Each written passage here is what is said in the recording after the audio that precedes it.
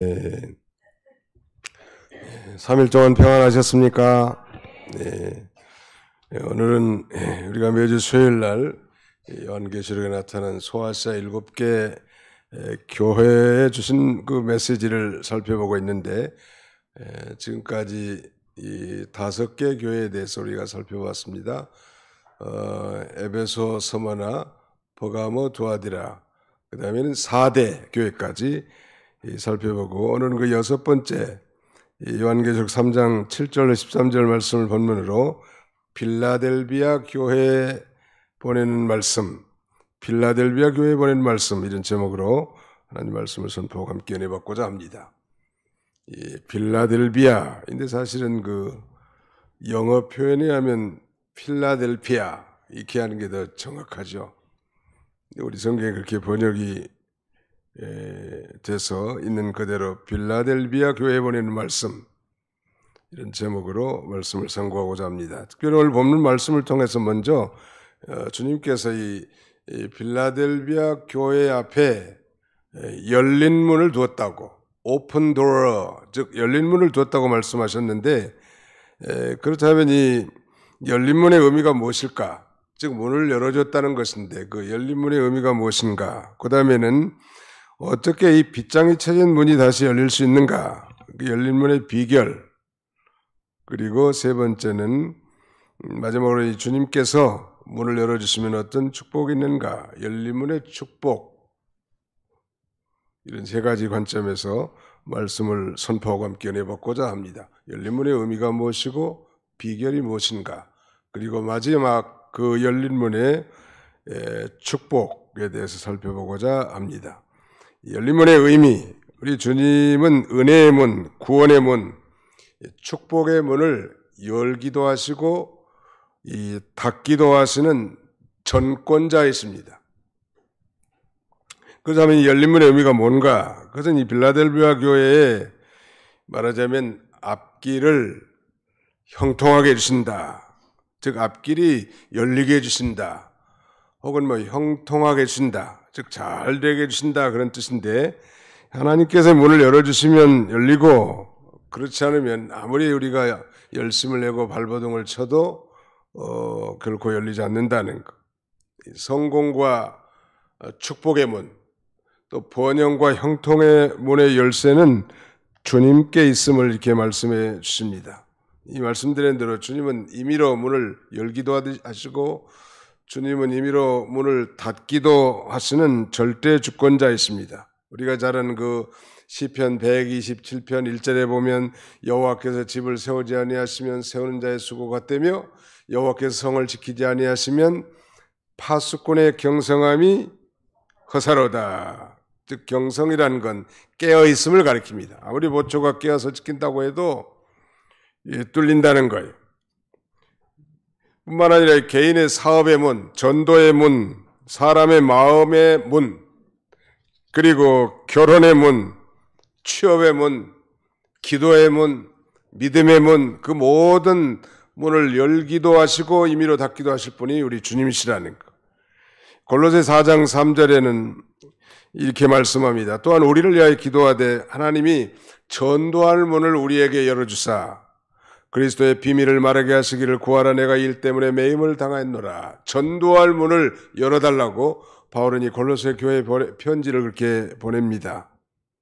잠언 18장 19절 한번 찾아서 같이 읽어보실까요? 잠언 18장 19절.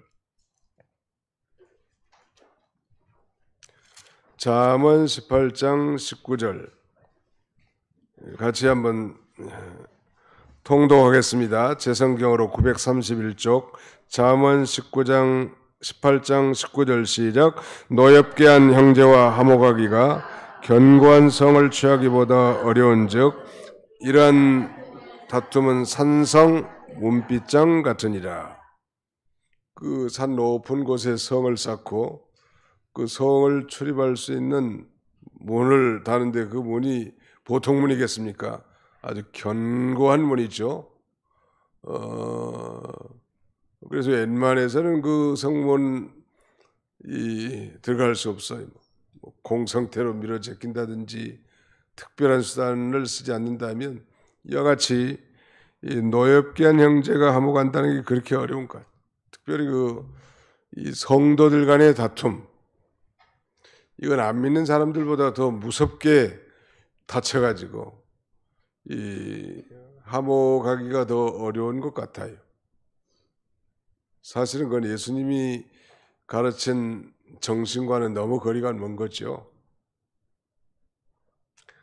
자신이 잘못을 인정하고 자신이 낮아지고 그 다음에는 자신이 포기하고 그러면 얼마든지 화목할 수 있는데 예수쟁이들은 술을 안 먹어서 그런지 아무튼 너무 정신이 또렷또렷하고 자기가 주장하는 것 때문에 다른 사람을 정죄하고 비난하고 안 믿는 사람보다 훨씬 더 심각한 문제. 형제를 미워하는 자는 살인한 자라고 했고 그에게는 진정한 생명이 없다고 말했는데 이 형제간에 다퉈가지고 말도 안 해. 교회 와서 인사도 안 하고 찬바람이 그저 소스라치게 분다고. 이게 성도들만의 문제가 아니더라고 보니까. 직분을 가진 자들도 다 마찬가지. 이건 참 회개해야 할 일입니다. 예수님의 마음을 품는다면 얼마든지 화목할 수 있을 텐데 예수님 마음을 품지 않고 자기 욕심, 자기 주장, 자기 뜻, 자기 생각 이런 것에 매여가지고 자기 생각대로 안 된다든지 자기 주장대로 관철이 안 된다든지 자기하고 좀 생각이 다르다든지 그러면 영락없이 재판사가 돼가지고 재판장이 돼가지고 판단하고 비난하고 정죄하고 그건 안 믿는 사람보다 훨씬 악한 거죠. 그런데 그런 분도 성령께서 역사하시면 화목해진다면 화목해져요. 이 사람이 마음이 한번 닫히면 열리기가 힘들어요. 제가 어느 교회 목회를 하는데 한 분은 여전도 회장이고 한 분은 그 동네 같이 친한 믿음이 좋은 집사예요. 구리 쪽에 사신 분들인데 얼마나 같이 늘 주일날이면 차 타고 오신 분들인데 무엇이 안 맞았는지 둘이 원수가 됐어 아주. 그렇게 엎어진 사람들인데 아니 서로 제가 잘못했다고 금방 화해하면 얼마나 좋겠습니까? 많은 원수가 돼가지고 버스를 타도 한 사람은 창가의 동쪽을 향하고 한 사람은 서쪽을 향하고 식당에서 마주칠까봐 멀찍이 돌아서 가고 그게 예수 믿는 쟁이냐 예수쟁이냐는 말이에요. 그래서 누가 얘기해 주길래 당회실에다가 두 사람을 불러놓고 하니까 서로 손가락질에 저 사람이 잘못했다는 게 서로 여전 대장도 저 사람이 잘못했다고 저 믿음 좋은 그 사람도 여전 대장이 잘못했다는 기도합시다 하고 기도하다가 제가 아주 퍽퍽 울었습니다. 이게 참 예수 믿고 구원받은 사람이 할 짓입니까 이거? 원수까지도 사랑해야 되는데 형제 하나도 못 받은 이 좁쌀 영감탱이 같은 게 되겠냐고 하나님 앞에 간절히 기도하면서 눈물을 퍽퍽 울었다고. 내가 오니까 가만히 들어보니까 자기들도 울더라고. 여전 회장도 울고 그 집사님도 울고. 기도가 끝난 다음에 내가 한번 물어봤어요. 집사님들은 왜 우셨습니까? 그러니까 목사님이 우니까 울었지요 그러더라고. 근데 나중에 그 사건 이후로 성령님이 역사해가지고 두 분이 다시 화해했다는 사실이 그렇게 참 못됐다고. 우리라는 건 저를 포함한 모두를 가리키는 거예요. 늘 깨어서 기도하고 원수까지 사랑하는 주님의 마음을 품고 나가면 용납 못할 일이 어디야 있겠냐는 말. 육신이 충만해가지고 자기 생각의 잣대로 모든 걸 판단하고 형제의 허물을 다 들춰내고 감싸주지 못하고 이건 너무 야속하고 미숙하다. 아무튼 그래도 그런 문도 하나님이 열어주신다네. 아멘. 하나님이 열어주시는 거예요.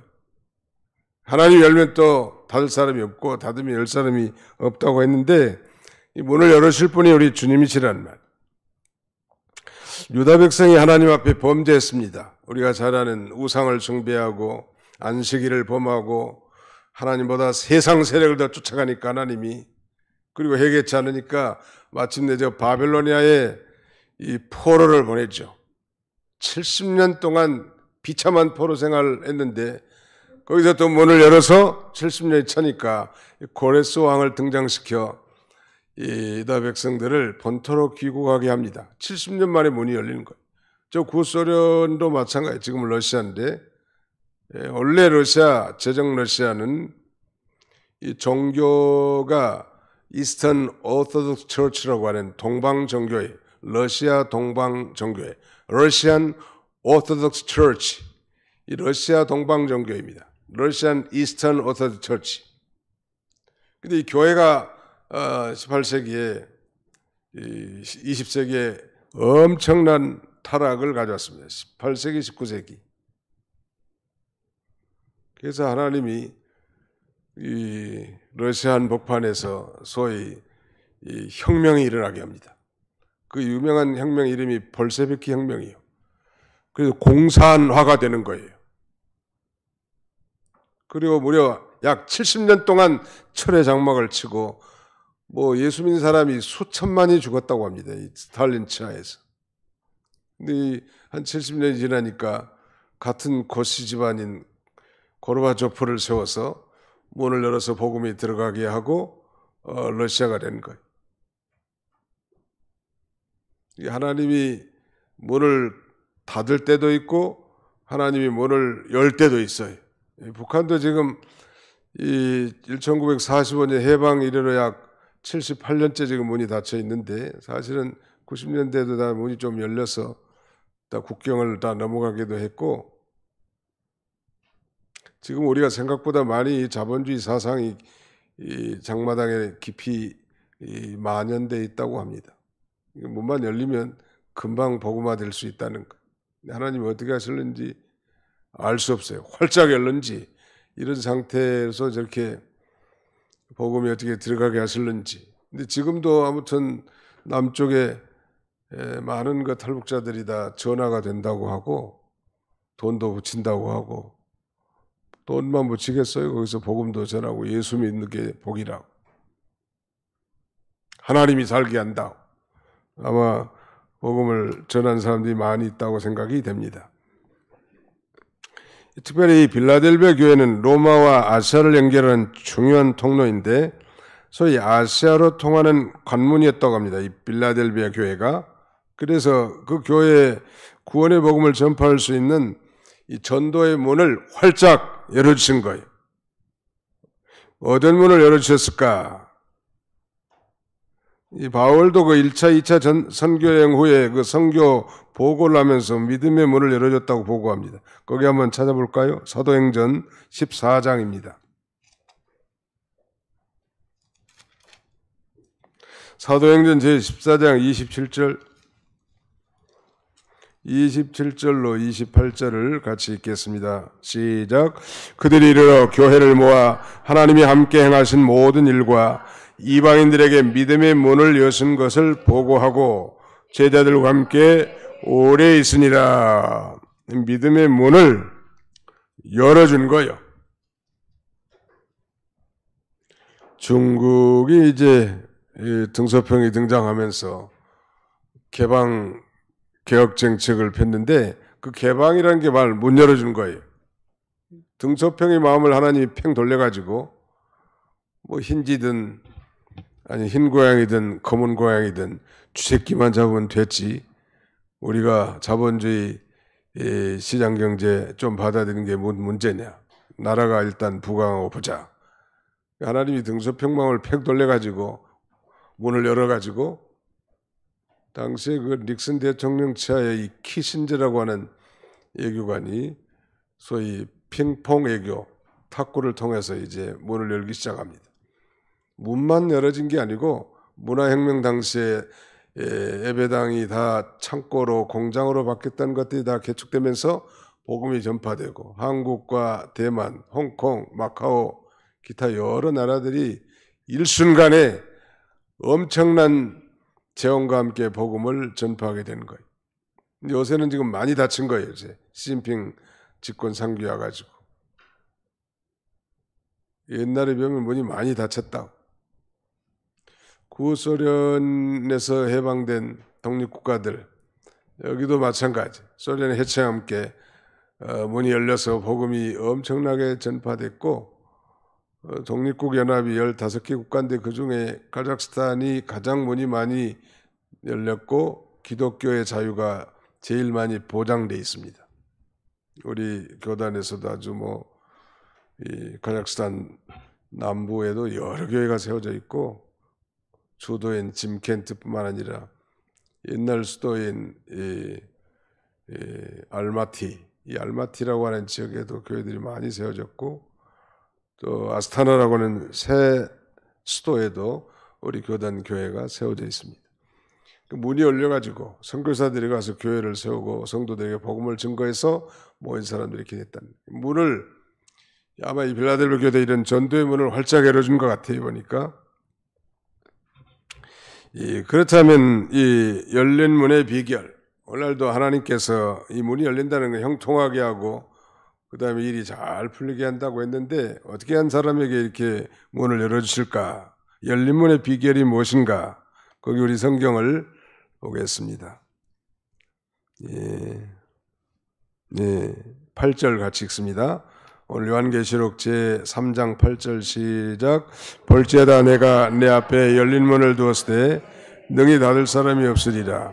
내가 네 행위를 아노니 내가 작은 능력을 가지고서도 내 말을 지키며 내 이름을 배반하지 아니하였도다. 작은 능력을 가지고도 내 말을 지키고 내 이름을 배반하지 않았다 그랬는데 열린 문의 비결은 작은 능력을 다 기울여서 주님의 말씀을 지키고 주님의 이름을 배반하지 않는 것입니다. 그 작은 능력이 뭘까? 영어로는 다만 a little strength라고 되어 있습니다. 작은 능력. 옛날에는 적은 능력이라고 되어 있는데 작은 능력이 맞죠. 작은 능력은 인간이 가지고 있는 능력, 인간이 가지고 있는 모든 힘을 가리킵니다. 인간이 아무리 똑똑하고 힘이 세더라도 사람이 가지고 있는 것은 다 작은 능력입니다. 어떤 환경에서든지 그러므로 하나님 말씀을 순종하고 하나님을 떠나지 않고 자기에게 있는 힘을 다 기울여서 믿음으로 나갈 때 하나님이 앞길을 열어주는 거예요. 누가 해주겠지. 그럼 다른 사람 신세나 지려고 하고 도움이나 받으려고 하고 그런 사람들은 앞길 열어주지 않아요. 자기가 힘을 쓰란 말, 자기 있는 힘을 다 기울여야 돼. 그때 하나님께서 앞길을 환하게 열어줄 것을 가리킵니다. 역사적으로 이 빌라델비아 교회는 4대 동남쪽으로 한 100리, 즉 40km 정도 떨어져 있는데 여기 아주 부유한 상업지대에 위치해 있다고 하고 이 소아시아 7개 가운데 가장 역사도 짧고 교회도 작고 연약했다고 합니다. 그럼에도 불구하고 다른 교회와 달리 우리 주님의 책망이 없고 칭찬을 받았다는 말. 우리가 지금 6번째 살펴보고 있지만 그 소아시아 7교회 가운데 주님의 칭찬을 받은 교회는 서머나 교회와 빌라델비아 교회뿐이요. 나머지는 칭찬도 하셨지만 책망하는 게 많았잖아요. 우리 교회는 과연 우리 주님이 보셨을 때 칭찬받을 만한 교회인가? 교회는 하고 하여간에 내 자신은 정말 주님 앞에 칭찬받을 만한 믿음인가? 주님이 이 불꽃 같은 눈으로 우리를 감찰하실 때 책망받을 것이 없는가? 날마다 찾아서 회개하고 우리가 하나님과의 관계를 바로 해야 되겠습니다. 우리 인간에게는 이 작은 능력밖에는 없습니다. 그러나 그것이 작다 할지라도, 즉 자기에게는 힘이 미약할지라도 그 모든 힘을 다 기울여서 하나님 말씀을 지키고 주님을 이 부인하지 않고 나갈 때 주님이 기뻐하시고 앞길을 형통하게 열으신다는 것. 하나님께서는 아무튼 능력을 쓰는 자를 기뻐하세요. 게으른 사람, 다른 사람이라 의지하고 살려고 하는 사람 기뻐하지 않으세요? 어떻게든지 힘을 쓰고 애를 쓰고 노력하는 사람 기뻐하십니다. 세상 사람들도 진인사 대천명이라는 말을 즐겨 쓰는데요. 거기 진짜라고 하는 건 다할 진짜예요. 사람이 노력을 다한 후에 하늘의 명령을 기다린다는 뜻인데, 우리 성도들도 우리에게 있는 모든 능력과 힘을 다 기울여 행한 다음에 하나님이 문을 열어주시길 바란다. 우리도 뭐 새 성전 건축이 우리의 비전이고 반드시 이루어야 할 일이지만 우리가 다 미약하잖아요. 그러나 우리가 최선을 다해서 준비하고 하나님의 능력을 힘입으면 하나님이 문을 열어주실까요? 안 열어주실까요? 반드시 열어주시죠. 근데 우리 문제는 그 작은 능력을 다 기울여서 힘을 썼느냐, 그게 문제예요.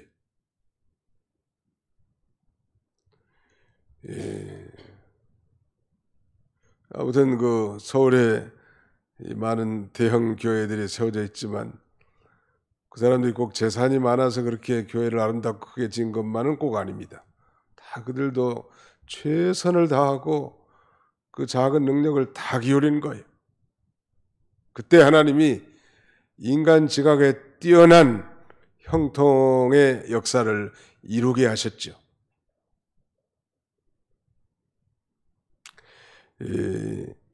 그 영어 격언에는 우리가 잘 아는 하늘은 스스로 돕는 자를 돕는다.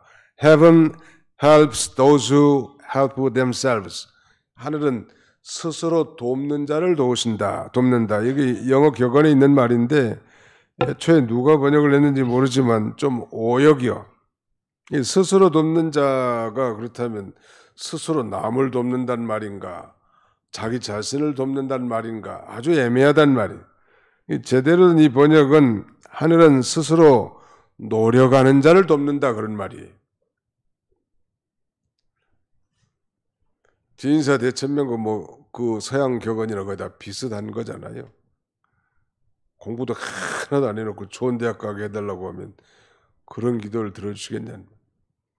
흥청망청 쓰면서 부자 되기를 원한다? 그럴 수는 없어요.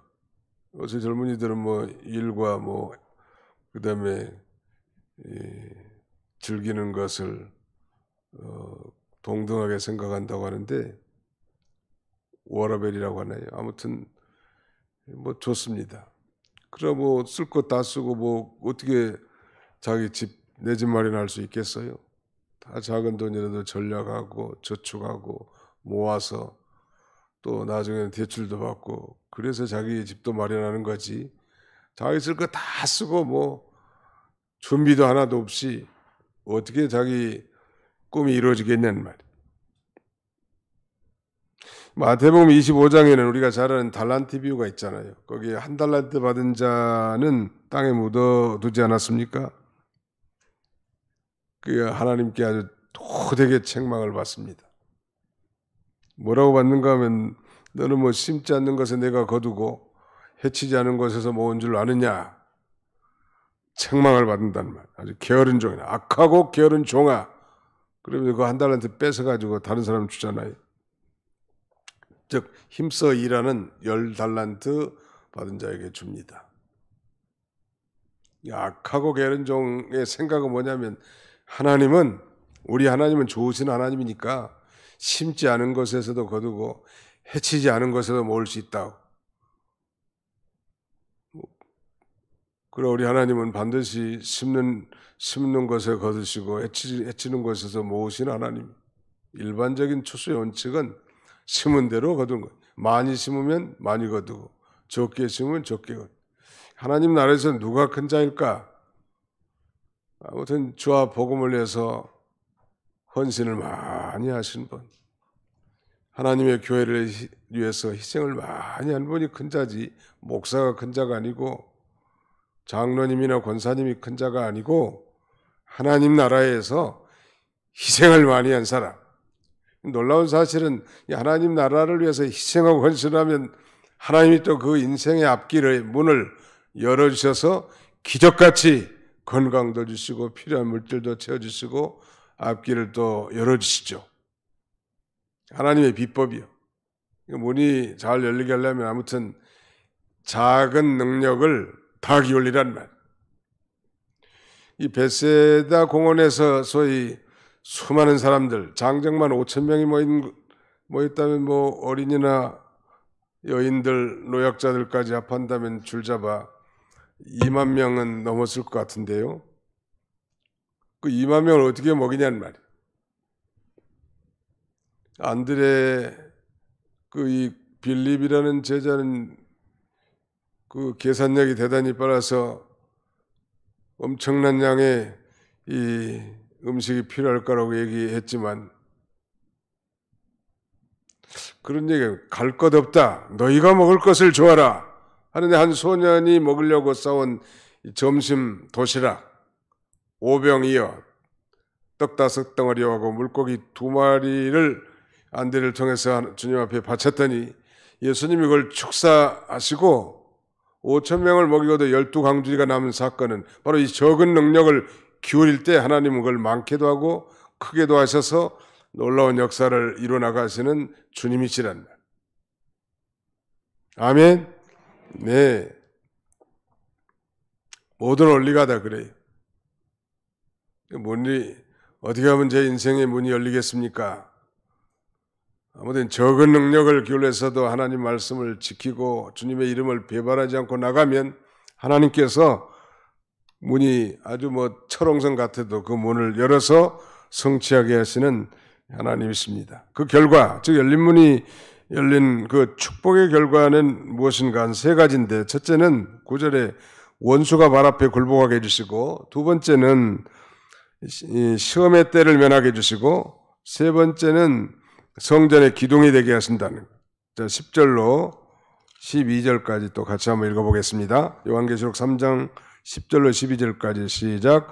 내가 나의 인내의 말씀을 지켰은즉 내가 또한 너를 지켜 시험의 때를 면하게 하리니 이는 장차 온 세상에 임하여 땅에 거하는 자들을 시험할 때라.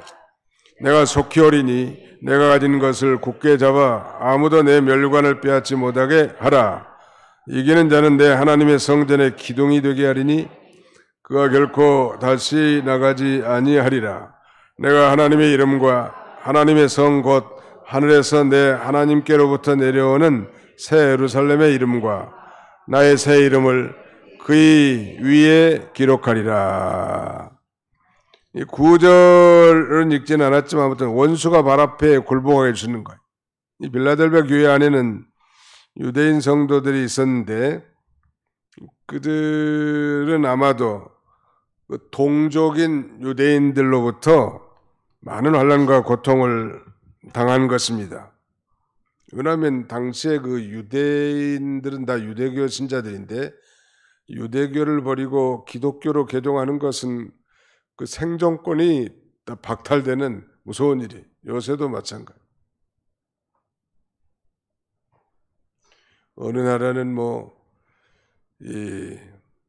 거기는 아예 무슬림 나라인데 그 나라의 처녀를 데리고 오려면 총각이 무슬림으로 개종을 해야 결혼도 할 수 있다는. 한국의 어떤 총각이 아마 그렇게 해서 데리고 온 모양이에요. 너무 처녀가 이쁘니까 무슬림으로 자기가 개종해가지고 데리고 온 거예요. 실제로 이 무슬림 사회에서 기독교를 받아들이면 생존이 어려워요. 죽이기도 하고. 그런데 지금 유대인들 가운데 빌라델비아 교회는 유대인들이 많이 있었을 텐데 그 유대인들이 동족 유대인들로부터 얼마나 핍박과 환난이 있었겠냐는 말이에요. 실제로 그 유대인들은 어떤 존재들인가 하면 9절에 보시면 이렇게 써 있습니다. 보라, 사탄의 회당, 곧 자칭 유대인이라나 그렇지 아니하고 거짓말하는 자들 중에서 몇을 내게 주어 그들로 와서 내 발 앞에 절하게 하고 내가 너를 사랑한 줄 알게 하리라.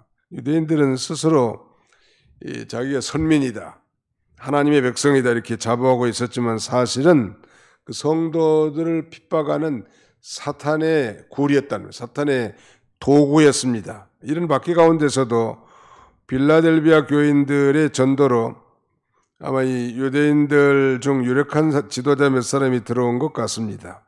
그러니까 그들이 복음으로 깨져서 주님 앞으로 돌아온 거예요. 이걸 목격한 성도들은 비록 환난과 핍박이 있었지만은 자기들 향한 하나님의 사랑을 확신하게 된 거예요. 하나님께서 이런 환난과 핍박 가운데서도 놀라운 회심과 개종의 역사가 이루어지게 하시는구나.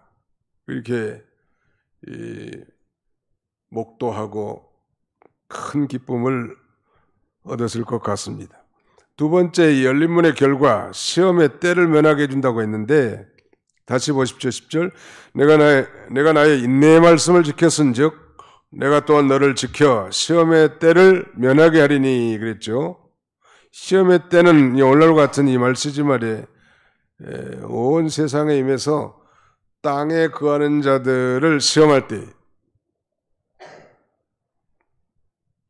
오늘 이 코로나 팬데믹 이제 뭐 많이 수그러졌지만은 이것도 일종의 하나의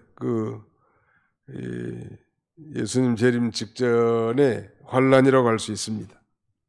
시험의 때란 말.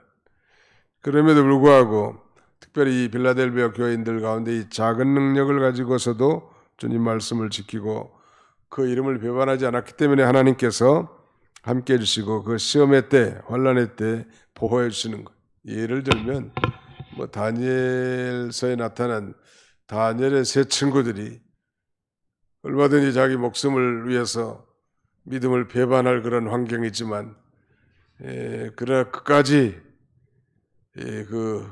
느부갓네살이 만들어 놓은 그 큰 금신상 앞에 절을 하지 않지요.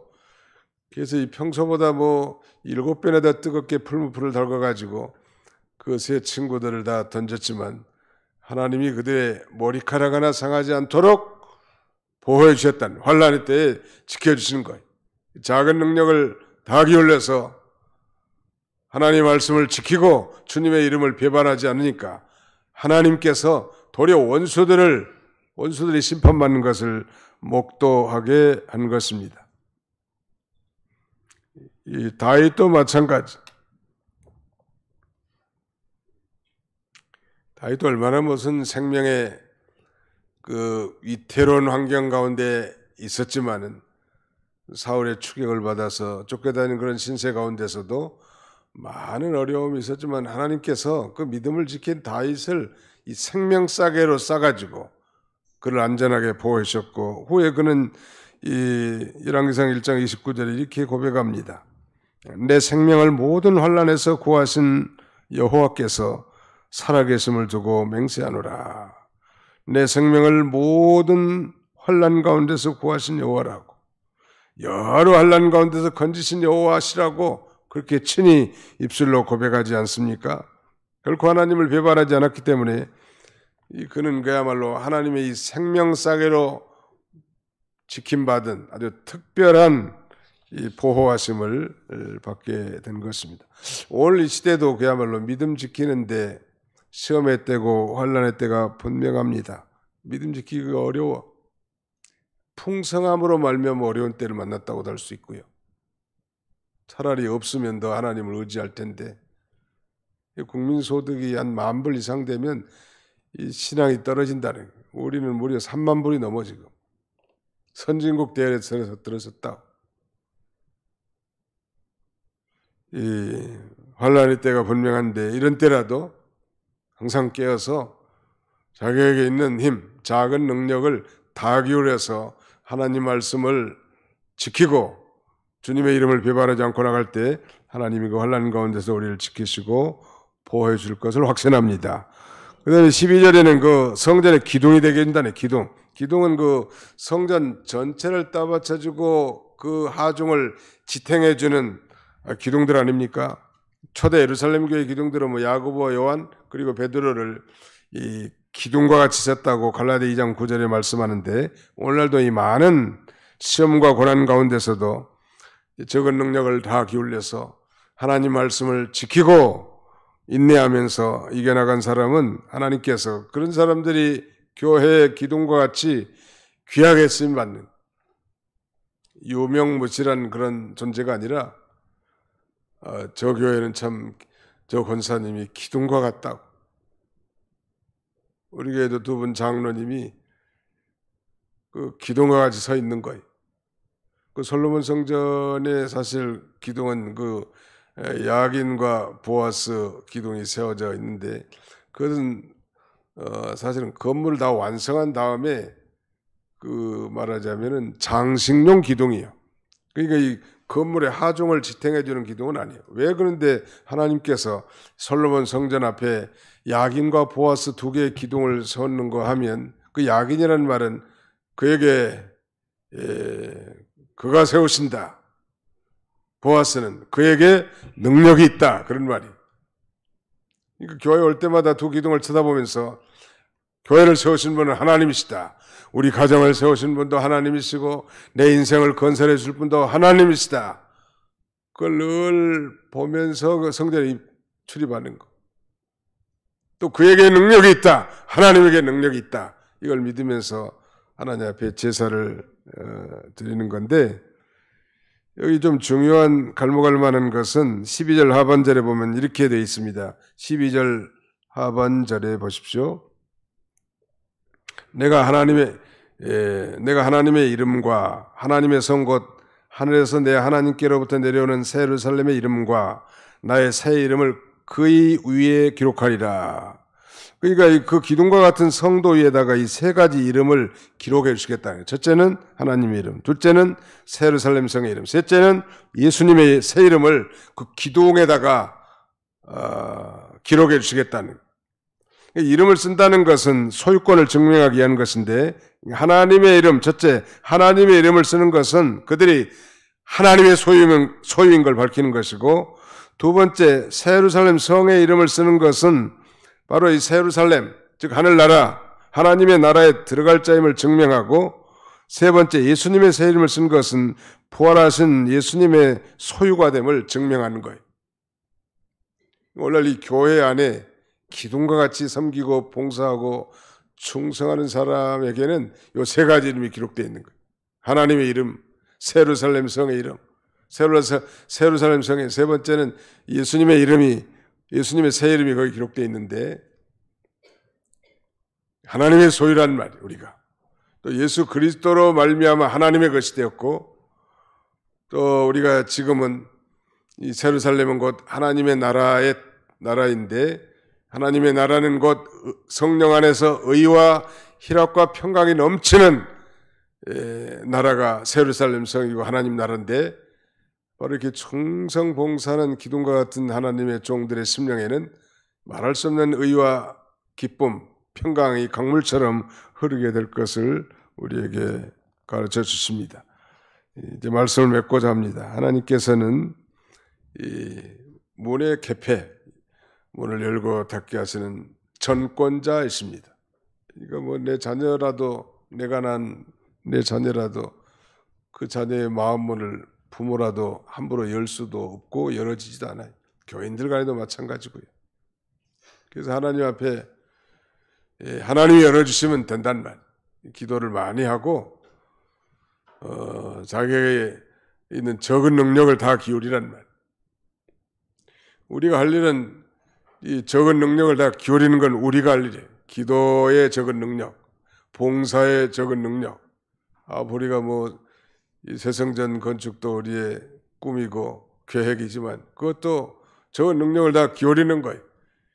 결과는 하나님께 맡기고 그러면서 주님을 신뢰하고 주의 말씀을 지키고 나간다면 하나님이 우리 인생의 문제의 문뿐만 아니라 직장과 사업의 문, 결혼과 취업의 문, 우리 교회의 앞길의 문 하나님이 다 열어줄 것이고 그걸 통해서 우리가 하나님 앞에 영광을 돌리고 또 그렇게 쓰임받는 자가 성전이다 기둥들인데 하나님의 특별한 소유임을 자각하고 항상 천국 생활하게 된다는 의가 넘치고 희락이 넘치고 평강이 넘치는 그런 삶을 살게 해줄 것을 가리킵니다.